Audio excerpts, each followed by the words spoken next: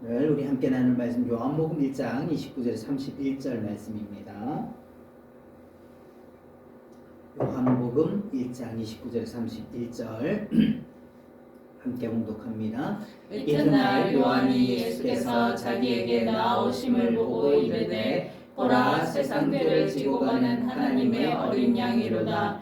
내가 전에 말하기를 내 뒤에 오는 사람이 있는데 나보다 앞선 것은 그가 나보다 먼저 계시니라 한 것이 이 사람을 가리킴이라. 나도 그를 알지 못하였으나 내가 와서 물로 세례를 베푸는 것을 그를 이스라엘에 나타내려 함이라 하니라. 아멘. 오늘 본문 말씀 중심으로 하나님의 어린 양이라는 주제로 우리가 함께 말씀을 나누고자 합니다. 세례 요한이 광야에서 외치는 자의 소리로서의 사명을 감당할 때 사람들이 와서 이 세례 요한이 성경에 예언되었던 그 메시아가 아닌가라고 생각을 했어요.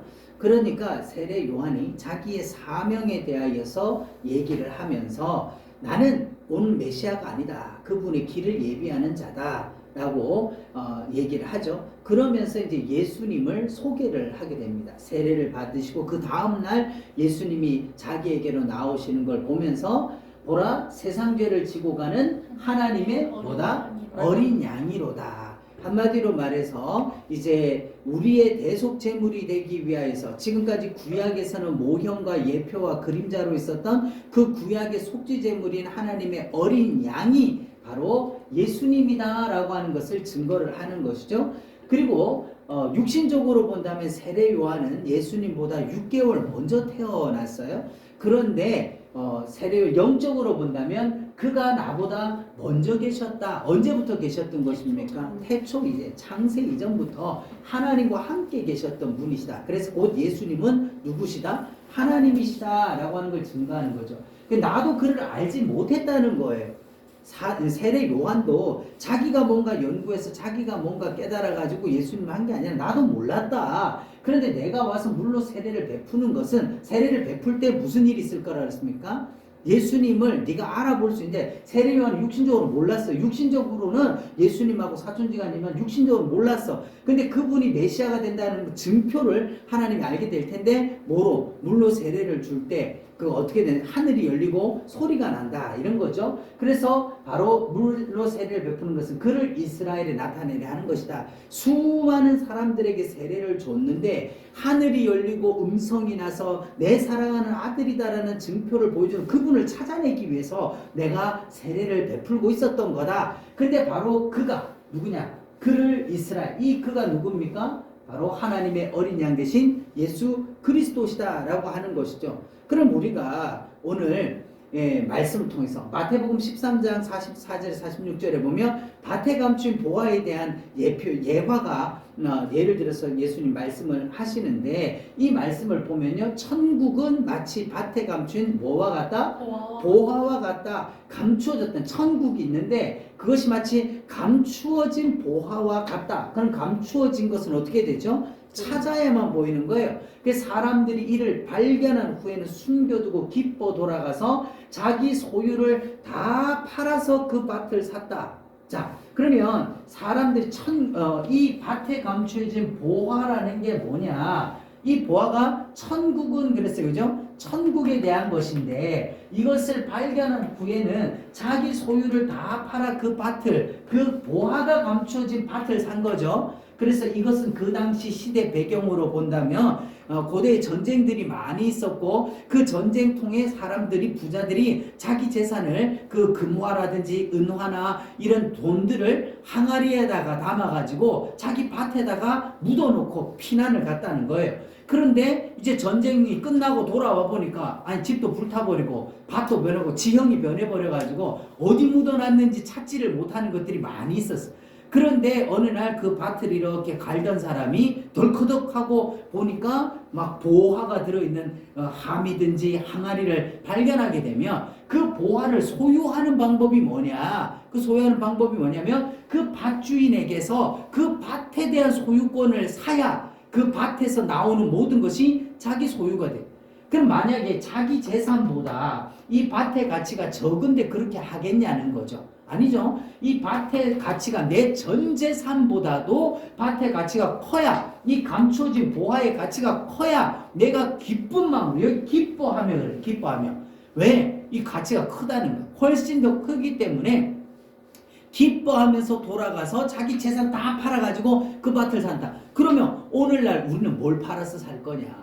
그죠? 그럼 이 보화를 발견한 가치를 알아야 되는 거죠. 자, 그리고 13장 45절에도 천국은 또 천국을 말해요. 마치 좋은 진주를 구하는 장사와 같으니 극히 값진 진주 하나를 발견하며 가서 자기 소유를, 또 여기도 어떻게 해요? 자기 소유를 다 팔아서 그 진주를 사느니라. 두 가지의 관점이에요. 하나는 그 감춰진 보화의 가치를 알아보는 안목이 필요한 거고, 두 번째는 그 가치에 합당하게 내가 대가를 지불하고 살 수 있는 용기가 필요하다라는 거예요. 이게 바로 천국에 대한 비유. 천국은 이런 사람이 가지는 것이다, 소유하는 것이다 라는 거예요. 그럼 우리는 무엇을 팔아서 보화와 진주를 살 수 있는가 한번 보자. 자, 우리 뭘 팔아야 되냐? 우리 집 다 팔고 내 옷 다 팔고 보석 다 팔아도 과연 천국에 대한 가치가 되냐? 이사야서 55장 1절에 너희 목마른 자들아 물로 나오라, 돈 없는 자도 오라. 너희는 와서 사 먹되 돈 없이 와서 포도주와 젖을 사라. 자, 사라 그래 놓고는 돈 없이 값 없이 하래요. 이게 가능합니까? 오늘날 시대 가운데?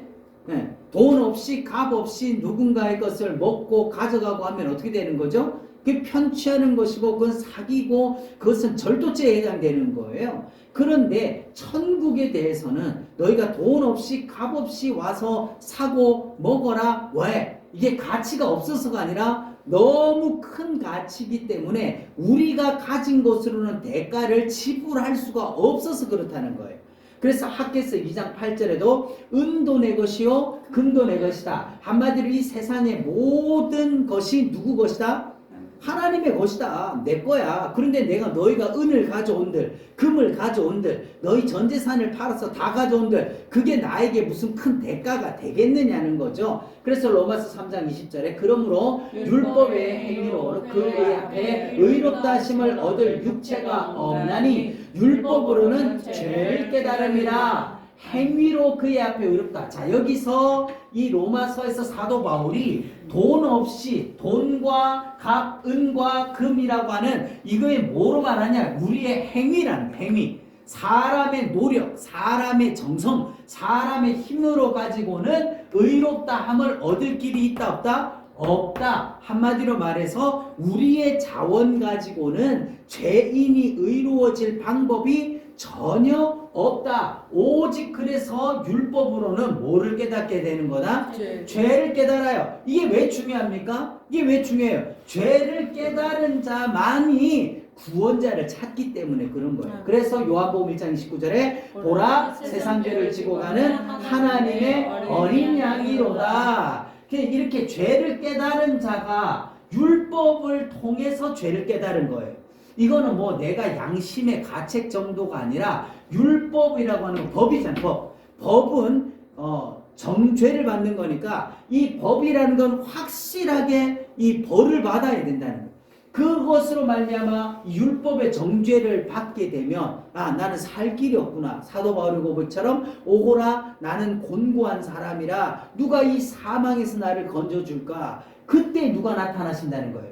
하나님의 어린 양 되신 예수 그리스도께서 나타나셨다는 거예요. 그러면 예수님께서 왜 세례를 받으셔야 됐느냐? 한마디로 말해서 우리의 대표자가 되셔서 대신 죽어준다. 대신 죽어주는 대속이죠. 대신 죽어주는 게 뭐예요? 뭐 때문에 앞에 율법은 뭐를 깨닫는다? 죄를 깨닫는다. 그러면 죄의 대가가 뭐예요? 죄를 값으로 내려면 사망이. 그러니까 대신 갚아주시기 위해서 대신 죽으신다는 거예요. 마태복음 3장 15절에 예수께서 이제 허락하라. 한마디로 예수님이 이제 요단강에 오셔서 요한에게 세례를 받으려고 그러니까 세례 요한이 만류하죠. 내가 당신에게 세례를 받아야 되는데 어찌하여 당신이 나에게 세례를 베풀어 달라고 얘기를 합니까? 그러니까 예수께서 이제 허락해라. 이렇게 하는 게 맞다. 그래서 우리가 이와 같이 하여 모든 의를 이루는 것이 합당하다. 자, 여기에 의라고 모든 의라 그랬잖아요. 모든 의를 이루는 게 의에는 두 종류가 있는 거예요. 그죠? 뭐가 있어요? 첫째는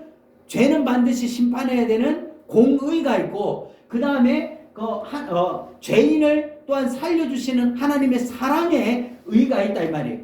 이해가 되시죠? 그러니까 이 모든 의라고 하는 것은 공의와 사랑을 동시에 만족시키는 것이 합당하게 되는 제물, 합당하게 하는 것이 예수님이 세례를 받아서 하나님의 의를 이루어가는 거다는 거예요. 그래서 때가 참에 하나님이 그 아들을 보내사 여자에게 나게 하시고 율법 아래에 나게 하신 것은 예수님이 육체를 입고 이 땅에 오신 것은 뭐냐? 율법 아래서 났다는 거예요. 뭐 하시려고? 율법의 모든 자를 속량하시고 우리로 아들의 명분을 얻게 하시려고 육신을 입고 오셨다. 그래서 그 예수님이 육신을 입고 이 땅에 오셔서 세례를 받으시는 게 뭐냐? 뭐예요? 그게 율법 아래 있는 자를 속량하기 위해서 모든 인류의 죄를 대신 뒤집어 쓰는 거죠. 그래서 이 레위기 16장에서 나타나는 대속제물의 대속죄일에 속죄제물에 대한 규례를 모든 1년에 단 한 차례 이스라엘 백성들의 모든 죄를 정결하게 하기 위하여서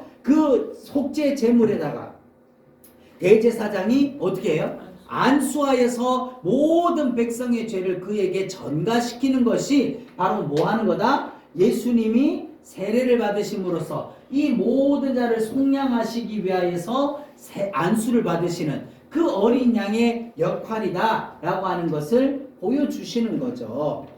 이해되시면 아멘? 자, 그래서 우리에게 성경을 풀어주실 때 우리 속에서 마음이 뜨겁지 않냐더냐. 이런 대속의 은혜, 이 대속의 원리를 우리가 알 때, 자, 로마서 4장 25절에 예수는 우리가 뭐한 것 때문에? 범죄한 것 때문에 내주게 되고, 죄는 누가 지었다고요? 우리가 범죄한 것 때문에 누구를 내줬어요? 예수님을 내줬다는 거예요. 이게 합당한 게 아니잖아, 어떻게 보면.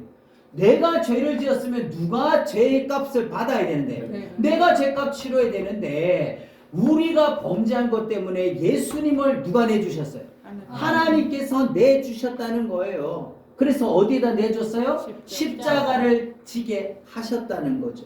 그리고 우리를 의롭다 하시기 위하여 어떻게 하셨다? 살아나셨다. 예수님의 죽으심과 부활을 통하여 가지고 그럼 예수님의 죽으심은 뭐를 나타내는 것이고 우리의 죄값을 갚았다. 대속이 되었다. 그래서 예수님이 십자가에서 마지막 테텔레스타이 다 갚아주었다.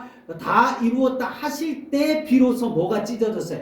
성소의 휘장이 찢어지더라. 그게 다 갚았다. 그런데 그 다 갚았다는 것에 대한 보증, 확증을 위하여 어떻게 한다? 다시 살아나셔서 우리가 이제는 죄값에 더 이상 매이지 아니하고 사망의 죄값이 끝났다라는 것을 나타내셨다는 거예요. 그래서 속량으로 말미암아 칭의가 가능하게 되고 부활이 아니면 우리의 믿음도 헛되고 여전히 우리가 죄 가운데 있게 된다. 한마디로 십자가로 말미암아 칭의가 되었고 부활로 말미암아 우리가 확증을 받았다는 거죠.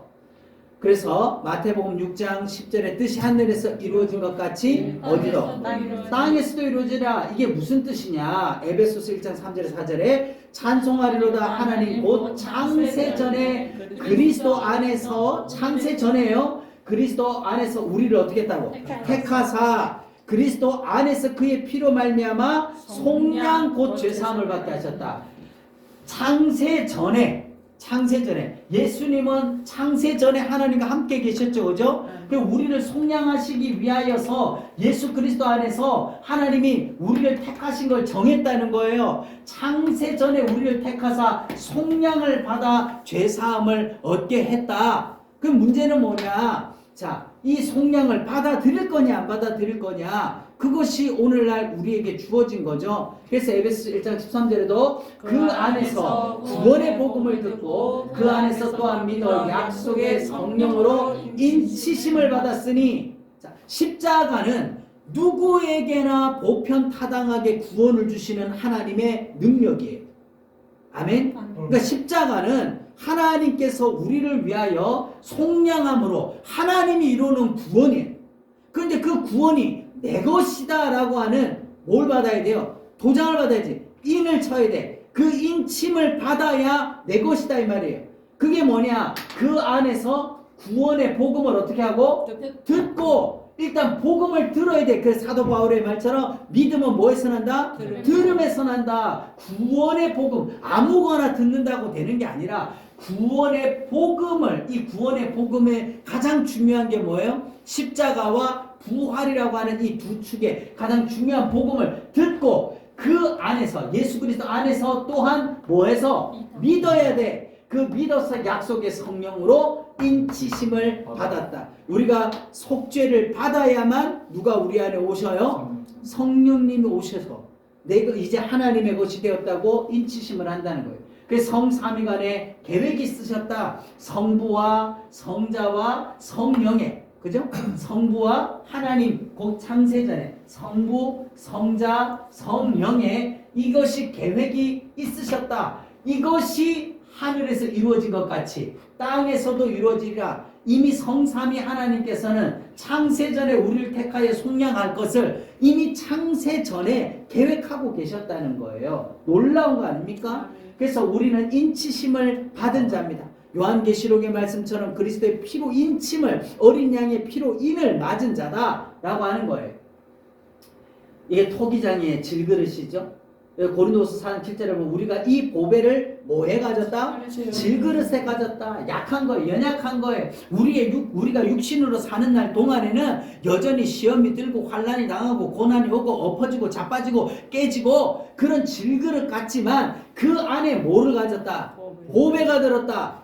여러분, 이 사탄이 왜 예수 믿는 사람을 그렇게 공격하는가? 불신자들을 공격 안 해요. 그 이단들도 사이비들도 왜 예수 믿는 사람들만 그렇게 물고 늘어지는가? 그 이유가 뭐라고요? 뭐가 있으니까? 연약한 우리 그릇 안에 보배가 있다 이 말. 보배가. 그래서 앞에 마태복음 13장에서 밭에 감추어진 보배라 그랬잖아요. 그러니까 밭이라고 하는 게 흙덩어리, 오늘 말은 우리 육체 가운데 우리 안에 지금 보배로운 예수 피를 가졌다 이 말이에요. 그러니까 그걸 어떻게 하려고? 뺏어버리려고, 깨뜨리려고. 이는 심히 큰 능력은 하나님께 있고 우리에게 있지 아니함을 알게 하려 함이라. 왜? 이것을 다이아몬드는 아주 깨지지 않는 그런 금고에다가 넣어놓은 게 아니라 질그릇 속에 넣어놨느냐? 하나님을 의지해야 된다. 우리 힘과 능력에 있지 아니하는 것을 알게 하기 위해서. 인간의 연약함은 하나님을 찾고 하나님을 의지하게 하는 도구다는 거예요. 도구.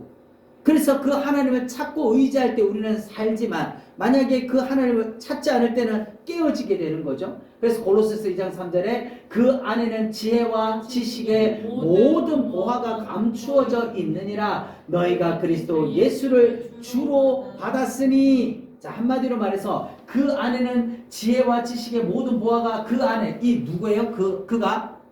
그가 예수님 안에 모든 지혜와 지식과 보화가 감춰져 있다는 거예요. 우리가 정말 마태복음 13장에서 밭에 감추인 보화와 좋은 진주를 구하는 장사 같은 심령으로 우리가 다 내 생애를 다 들여서 받고도 그것을 사도 전혀 후회되지 않을, 기뻐하며 돌아갈 수 있는 가치가 뭐냐? 그것이 바로 예수님을 만나는 거예요. 그것이 바로 지옥 갈 내 영혼이 천국 가게 되는 소망을 가지는 바로 그것이라는 거예요. 근데 너희가 그리스도 예수를 주로 받았다. 이 가진 예수님 안에 있는 이것이 누구 안에 들어왔다고요? 우리 안에. 그래서 우리가 이 보배를 질그릇에 가진 자라는 거예요. 그렇기 때문에 절대로 우리는 이 예수 믿는 자의 자존심, 이거를 무너뜨려서는 안 된다. 이 예수 믿는 자의 자존심을 가지고 우리는 세상과 싸워 이기며 살아야 한다는 거예요.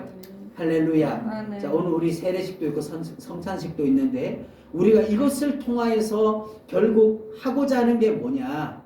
바로 그리스도 예수 안에 있는 이 모든 보화를 내가 질그릇에 가진 자, 아멘. 나는 연약하지만 바로 이 은혜를 가지고 세상을 이기며 살겠습니다. 그 믿음의 결단을 하고 그리스도인으로 살아가는 결단이라는 것이죠. 아멘. 한 주간도 우리가 말씀으로 승리하고 오직 이 십자가 복음으로 승리하는 저와 여러분 되기를 예수님의 이름으로 축복합니다. 아멘.